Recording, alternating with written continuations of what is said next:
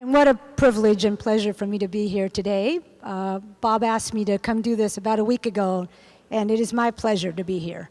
So let me share more of my story that Bob started. And it really, as I reflect, was about 9 years ago now that another one of my sponsors decided that while I was in Texas, and I'm a girl from Texas, doing well, fairly young in my career as a partner in the firm, I really was ready for a role at the national level. And so he put forth his political capital to suggest to others that I needed to come to New York. Now, for a girl from Texas, a move from Texas to New York is a scary move. My son, Quentin, was 3 at the time, and after talking it through with my family, we came. Within 2 years of taking on that national role, Bob Moritz called. He is right. We didn't know each other. He was persistent.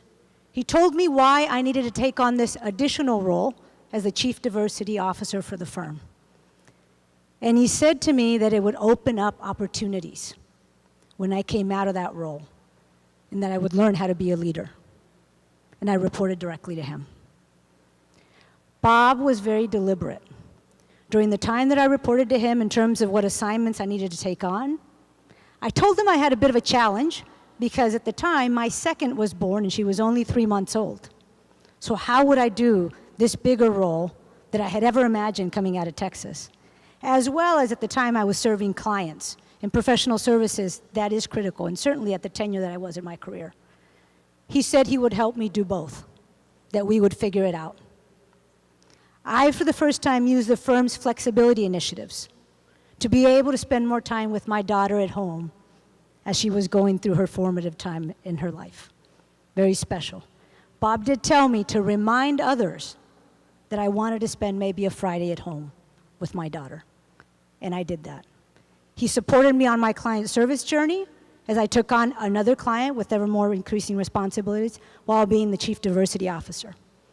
So when I reflect on our firm, there are 2 things that come to mind. First, our initiatives and programs that started years ago, I've benefited from those programs, and that is why I can lead the business unit that I'm leading today. And I think be a rock star mom as well. Quentin would tell you at the age of 12, and Elaine at the age of 7. The second thing is, I heard today about unconscious bias training. We made a decision to make sure that all of our new joiners, and when you get promoted, and those in leadership, take the training around unconscious bias. We refer to it as blind spots. That gives us a common language. So where I am now, leading the practice, that's the assurance practice for the US, huge practice, I focus on 2 things.